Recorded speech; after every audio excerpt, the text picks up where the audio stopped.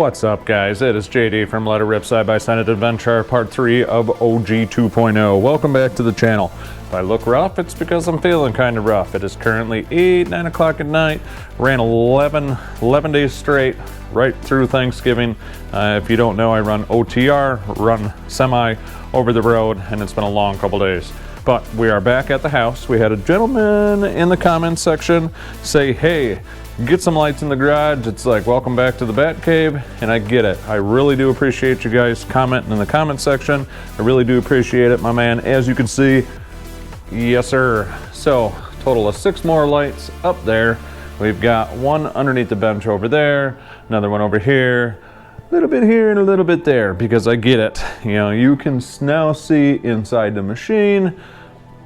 Makes it a lot better for footage is concerned. Also been boop, boop, boop, boop, wearing a microphone. Hopefully you guys can hear me regardless where I'm pointing the camera. So that's another thing we're trying to improve in.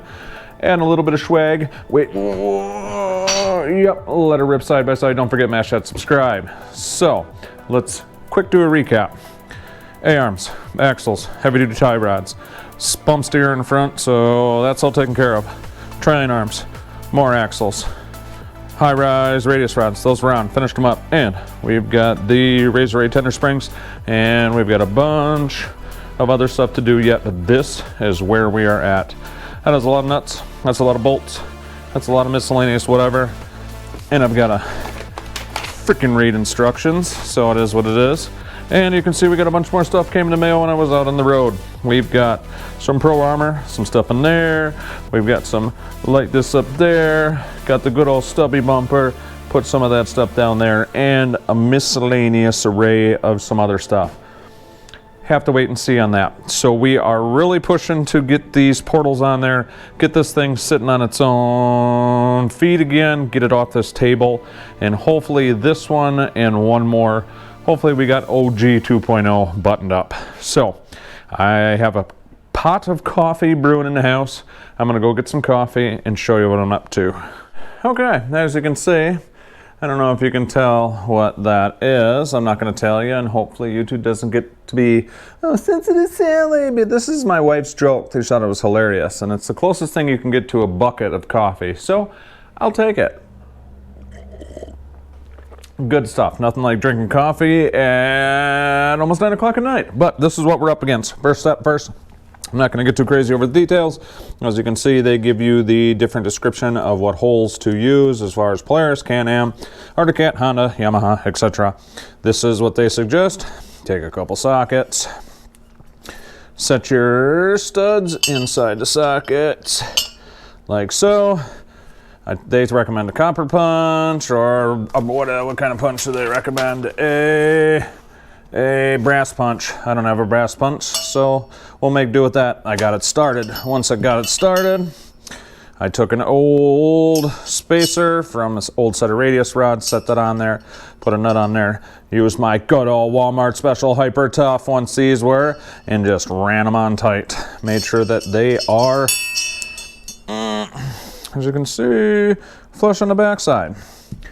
Is that the right way to do it? Probably not. Is that the way I did it? Sure is. Because once again, guys, Walmart, rigid. And we've got Walmart Briggs & Stratton, that bad boy over there. I am a guy in a garage learning the side-by-sides using a minimum set of tools. That's it. That's all I've got. But I have everything I need, and I'm quite, you know, resourceful when it comes to using certain things. So I'm not going to bore you with all the details of what it's going to all take to get all this stuff, because they do have instructions. So if you guys get a set, you can do that as well. One thing I do want to note is if you watch Slick Rock Productions, and a couple people have actually brought up the fact of these cast irons where your radius rods bolt into this, there's slop in between here. Reason for that being is they found a happy medium. There are so many aftermarket parts that you can't make a one size to fit one specific item. They tried to find a well-rounded product that fits multiple different aftermarket radius rods and stuff like that. So this is what they've done. This is the updated version. They actually now send a steel insert. This hole is bigger than that hole, and that steel insert is actually, hold on, let me grab another one right here. As you can see, it is actually wider than the housing itself, so it will pinch down on this steel bushing, and your radius rod and your Heinz joints, those Heinz joints not putting pressure where these crack, because that is a notorious flaw on these portals. What's kind of cool is everybody gives Super ATV a bunch of crap. They acknowledge they had a problem. They're doing what they can to resolve it. So hopefully this does the job in the long run and these things hold up. So I'm gonna look through the instructions, drink some coffee out of my ball cup, put a time lapse up, and let's get some freaking portals on.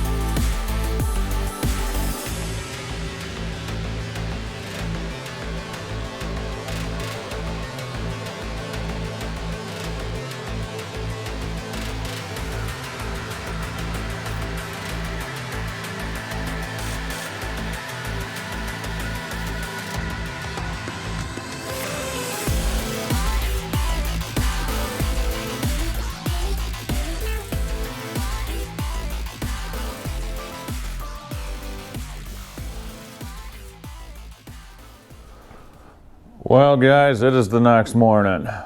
Looking at bags, looking rough. Either which way, that is where we got to. All the shocks are in. Clutch cover's back on. Everything is good to go in that regards. Everything's torqued down. Went and double checked my work as far as that's concerned. Worked on this SOB till, I don't know, 2 o'clock in the morning, something like that, 2:30, till I figured neighbors would appreciate it if I quit. But we are to the point now, we have to pull the brakes off. Brakes got to come off, which means that the T up there, they've got to come off, and then they've got to come apart right here as, oh, can't see, but anyway, up inside of there in front of your trailing arm, they got to come apart at that junction box there. And then we have to install different length brake lines, because now in the front your passenger goes to your driver and your driver goes to your passenger. Your back calipers stay where they're supposed to, just extend the lines. But things I ran into, okay, underneath here you've got your axle nut. That's kind of a bear due to the fact that actually this one wasn't too bad. This one wasn't too bad because you've got the transmission in part. You can torque this one to what it's supposed to be. That is supposed to be OEM specs, which is 170 foot-pounds or 180 foot-pounds. So they're at 160. I think 180 is just excessive. So now this one, on the other hand, since there's nothing to stop that from spinning inside the assembly, I gave it 160 foot-pounds of Ugga-Duggas. So hopefully the Ugga-Duggas hold. I'm pretty sure we got it where we want it to be, but then there is these sumbitches. They are 300 foot-pounds. 300 foot-pounds. That's a lot. That's all of this torque wrench all the way up. Just damn near standing on it to get that thing where it's supposed to be. Big issue is the same thing. This one you cannot torque because there's nothing to hold that assembly in place. So I'm thinking about putting the brakes on and seeing if the brakes will hold it.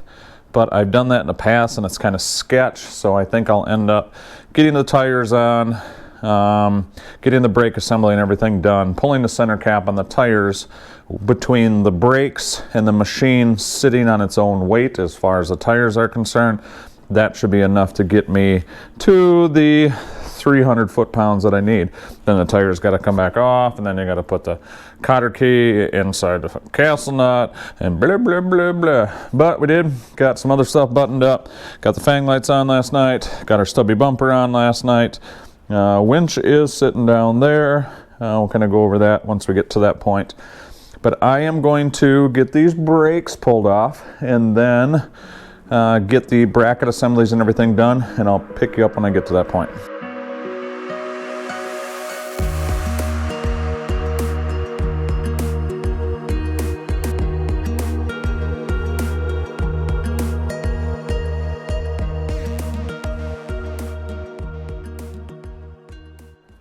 And the passenger side is already mounted. Cleaned them all up, did what I had to. Got to install the new brake lines yet and all that good stuff, but no sense in boring you with this stuff.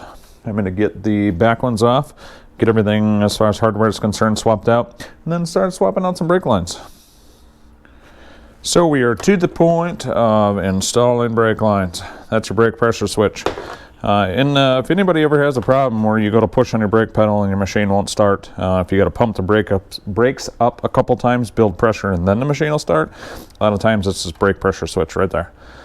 Builds pressure inside of there when you push on the brake pedal right off the master cylinder, and those are a common failure. We had to replace ours. It takes 10 minutes to swap it in and out. So we are replacing brake lines. Everybody asks, I always hear, what should I go with for brake pads or bearings or whatever? A lot of guys say OEM, and I'm kind of a fan of that. OEM stuff, even though it's pricey, seems to hold up. These brake pads, let's see if I can get it to zoom. Anyway, these brake pads, you can see right there, have a significant amount of life left in them yet, and they all have 2,500 miles. So 2,500 miles on a set of brake pads, and I'm not easy on the machine. I'm hard into the corner, hard on the brakes, hard out of the corner. Safely, of course, but I do ride my machines. We are to the point now. Rear calipers are on. Rear calipers and new brackets. Everything is polished up, shiny, shiny, shiny, shiny, shiny. And then we've got the front caliper right there. We are going to get brake lines buttoned up. Other than bleeding brakes, once the brake lines are on, portals are done. Then we can move on to some of the add-ons, accessories, safety equipment, and all the good stuff. And I don't want to let the cat out of the bag yet, but I may have a problem. We're not going to say it's a problem until it becomes a problem, so we'll keep you posted on that. Well, you've seen on the time lapse, we were working on portals, did the front ones, did the back ones. Check it out. We've got rear brakes, all the lines are routed. There, back, front. What was Dylan working on? Take the seatbelts out. Yep. So, say what up, Dylan. What up, Dylan? Right away, I like it. So this is what type of sketchy shit we got going on. We've got some adult pops. As you can see, Dylan's working on the adult pop right there. Buddy. And we've got a jack stand on top of the crazy table we built. And it is currently ratchet strapped to the machine so it can't move. Sitting on the stickies. And it is ratchet strapped to the rafters. The sketchiest of sketchy. Yeah. And ultimately, our goal is to get this thing up high enough without tipping it over on all this menagerie to get those cantankerous things on there. So we are going to set up a time lapse and we are going to hopefully get this thing standing on tires here. We'll see how this goes.